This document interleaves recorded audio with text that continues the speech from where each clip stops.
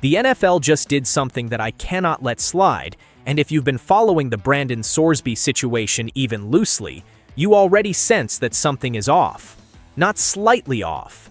Fundamentally, structurally, deliberately off. And I want to walk you through it step by step, because once you see the full picture, you're going to understand why this isn't just about one quarterback trying to get into a draft.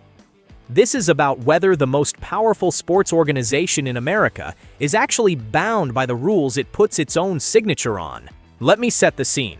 Brandon Sorsby files his application for the supplemental draft. His legal team goes through the process.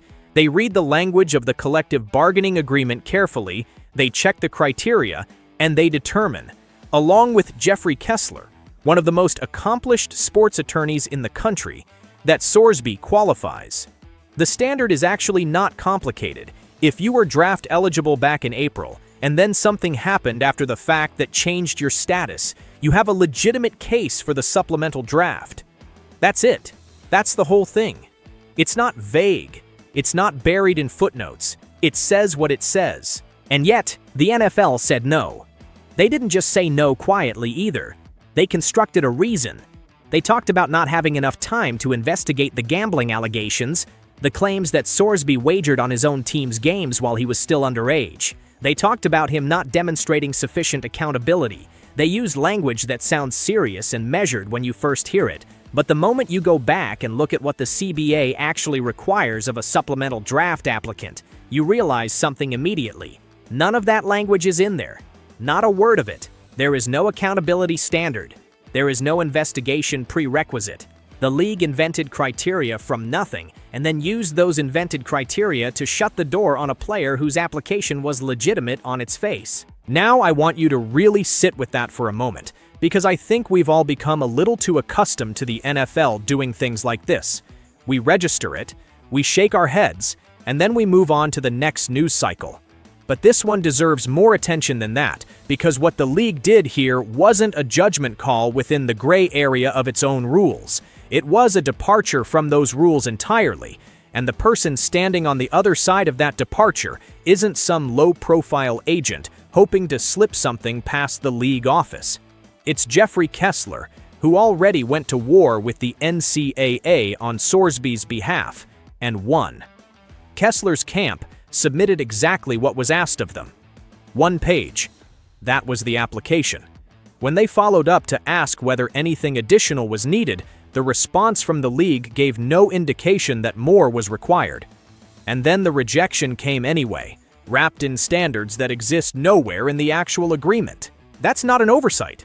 That's not a miscommunication. That is a deliberate decision to apply a different set of rules to this particular player in this particular moment, and the NFL is betting that the blowback won't be significant enough to force them to reverse it. Here's what makes that bet feel familiar. Josh Gordon. I keep coming back to Gordon because his case is the most direct comparison available, and I want to be thorough about why. Multiple failed drug tests. Removed from his college program entirely, a documented history of violations that predated him ever setting foot in an NFL facility. And yet when Gordon applied for the supplemental draft, the NFL ran it. No delays, no announcement about needing additional investigation time, no requirement that he demonstrate sufficient remorse before the process would even begin. They moved forward. He got drafted in the 2nd round by Cleveland of all teams, and that was that. The league made a business decision and let clubs weigh the talent against the baggage for themselves. So the question I keep asking is a direct one. Why is Sorsby being handed a completely different version of the rulebook? Gordon's violations weren't minor or alleged. They were documented and repeated. The supplemental draft wasn't denied on the basis of moral standing or investigation completeness. It was run cleanly on the established timeline. What is it about Sorsby's situation specifically? The nature of the allegation, the attorneys involved, the specific people pushing back, that triggered a brand new standard nobody has ever been asked to meet before. Because if the answer is simply gambling feels worse to the league than substance violations, that's a preference, not a rule. And preferences aren't supposed to override a written agreement both sides signed. I think the honest answer is that the league doesn't like the optics of the gambling allegations. And I understand that. Gambling on your own team's games is a serious thing, even if you were underage when it happened. I'm not sitting here pretending those allegations don't matter, but here's what I'm saying. The appropriate response to those concerns is to address them within a process that already exists, not to manufacture new eligibility hurdles on the spot. If the NFL wanted to investigate before making a determination, fine, run the process with that condition built in. But you can't reject the application on the basis of criteria you invented after the application was filed and then act like you've done something principled. Because what you've actually done is tell every player who comes after Sorsby that the written rules are decorative, that what's on paper in the CBA matters only when the league feels like honoring it, and that when they don't, they'll find a reason. And you don't have to be particularly cynical to recognize that pattern, because we've watched it play out more than once at the highest levels of this league. We watched a federal judge hand down a suspension for Deshaun Watson, and then watched the NFL push for something harsher because the official result didn't match what the league wanted the message to be. We've watched player after player discover that the organization they work for doesn't feel constrained by its own procedures when a bigger point needs to be made. And the players who push back on that, they don't exactly get celebrated for it. Colin Kaepernick exercised a legal right, sparked a national conversation, and watched his career evaporate. Brian Flores filed a lawsuit alleging systemic discrimination in hiring and found himself without a head coaching opportunity for years. The message has been consistent enough that you don't need a decoder ring to read it. The NFL values its own authority above almost everything else, and players who challenge that authority, publicly, legally, on the record, are made to feel the weight of that preference. So when analysts warn that Sorsby escalating this fight through litigation could turn teams off to him entirely, I understand the logic. It's the same logic that has kept players quiet about 100 other things over the years. The argument is essentially, even if you're right, being right out loud is expensive, and in this league, expensive usually means your phone stops ringing. I get it, but I also think there's something important in pushing back on that framing, because what it really asks is for a player to accept an unjust outcome silently in order to protect his future employment prospects. That's a brutal trade to demand of someone, and more importantly, it rewards the behavior that created the injustice in the first place. There are a few directions this thing can go. Litigation continues and forces the issue, either in this supplemental cycle or setting up a legal precedent for future ones. Sorsby takes the undrafted free agent path and tries to earn his way onto a roster without the draft label attached, or he waits, re-enters the process in 2027, and lets the whole chapter become background noise rather than the defining narrative of how people remember his path. None of those options is ideal. Only one of them is right, and Kessler's involvement tells you pretty clearly which one Sorsby's camp is considering. If the Players Association steps into this alongside Kessler's team, arguing that the league is selectively applying CBA provisions it agreed to, the scope of this fight changes dramatically. It stops being about Brandon Sorsby's draft status and starts being about whether the NFL is structurally capable of honoring its own agreements when honoring them produces a result it doesn't prefer. That's a much bigger conversation, and frankly, it's a conversation the league should be uncomfortable having, because the number of situations that would fall under that umbrella is not small. Now, I want to move to something happening in Cleveland itself, because there's a completely separate drama building inside the Browns' own building, and it's the kind of thing that doesn't show up on a depth chart or get addressed in a post-game press conference. What I mean is, this isn't about talent evaluation or scheme fit or any of the conventional things we talk about when we're analyzing a quarterback competition. Those conversations are happening too, and they matter, but they're the visible layer. What I'm looking at is the layer underneath, something quieter, something that operates beneath the surface of practice reps and staged media availability, something I've been tracking with real attention for weeks now, because the more I look at it, the more convinced I become that the actual competition in Cleveland is only partially being waged on the practice field.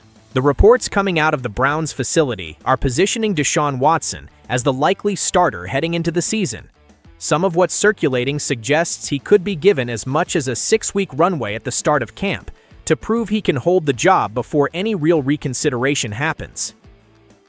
And I want to be measured about this, because I think it's worth separating the claim from the context it came from.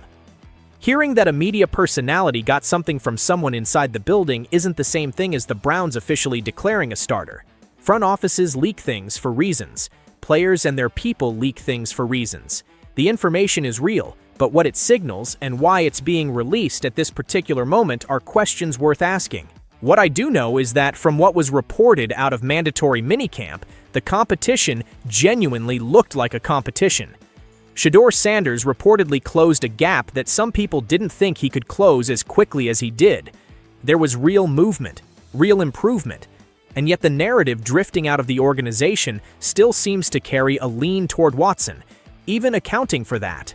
Which makes me ask a different question entirely. Not who's performing better, but who's controlling the story being told about performance. That's where Jeudy enters the conversation, and I know that's a name that's going to draw some reaction. I've brought this up before, and I'll keep bringing it up as long as the pattern holds, because it keeps holding. Every time an insider detail about this quarterback battle finds its way to outside media, the trail seems to consistently trace back to Jeudy's orbit. Now look, I know somebody is going to say that you can't prove that definitively, and I'm not going to pretend otherwise. What I am going to say is that circumstantial patterns are real things, and that when enough of them point in the same direction, you'd be intellectually dishonest to ignore them just because you can't stamp a name on a recorded conversation. Todd Monken has reportedly kept those practices tight. Closed sessions, controlled access, the kind of setup where you don't accidentally let information out. It has to be intentionally shared. So whoever is feeding these details to outside reporters isn't someone who happened to overhear something from a parking lot.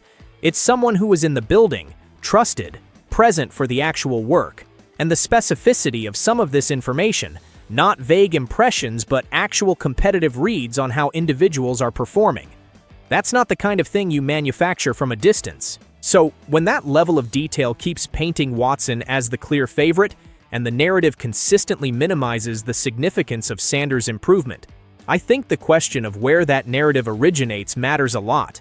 Not to the person outside the building reading a sports report, but absolutely to Shedeur Sanders, who has to line up and execute in an offense whose most prominent receiver may or may not be fully invested in his success. And I want to go further than just the information sharing question, because I've actually looked at the tape with this in mind. What I've seen from Jeudy in certain situations is a receiver who isn't giving the same effort consistently across different quarterbacks. There are snaps where he doesn't fully extend, routes where the fight back to the ball isn't there, moments where a completion was available if the effort matched the opportunity, and it just didn't.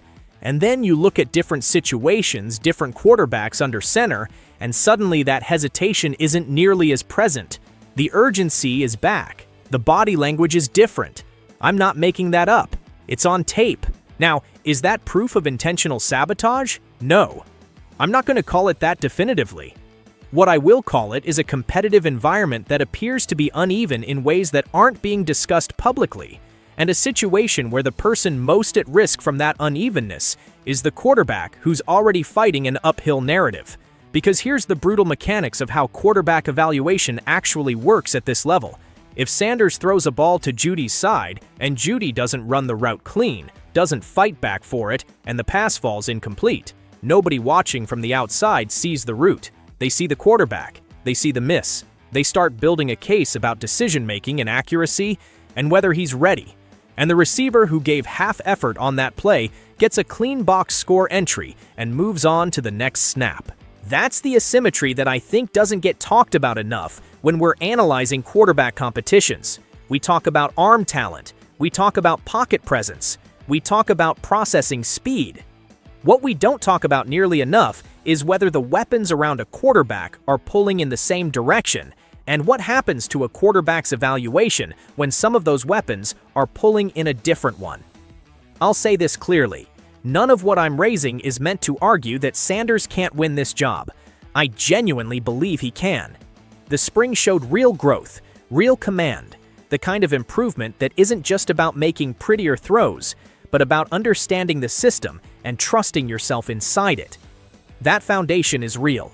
But talent and growth only carry you so far inside a locker room where the internal politics are running a parallel competition that nobody is officially acknowledging.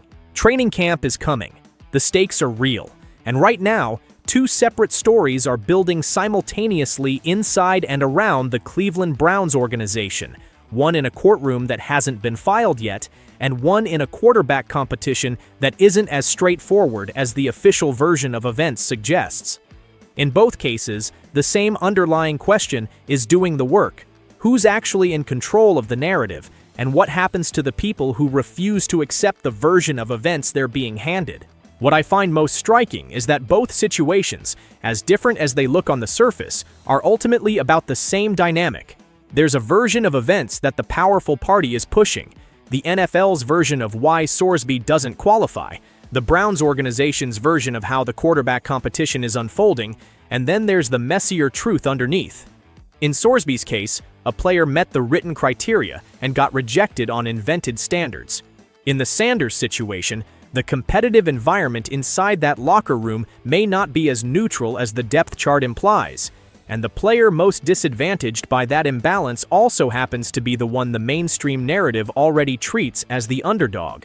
I keep thinking about what it must feel like to be Shedeur Sanders right now. You came in with something to prove. You put in the spring work. People watching closely said you made real improvements, closed a gap that wasn't supposed to be closable this quickly. And yet the outside story keeps being written as if you're playing from behind, as if the result is mostly predetermined. Some of that is just how the NFL frames young quarterbacks against veterans. The default assumption always favors experience. But some of it, I think, is something more deliberate. And navigating that invisible layer on top of everything else is an entirely different kind of challenge. I'm watching both of these stories closely because I think they're going to tell us something not just about the Browns, but about how this league really operates when the cameras aren't pointed in the most convenient direction. The Sorsby situation could set a legal precedent that reshapes how the supplemental draft functions for a generation of players. The quarterback battle in Cleveland could reveal something about how locker room dynamics shape careers long before a single regular season snap gets played.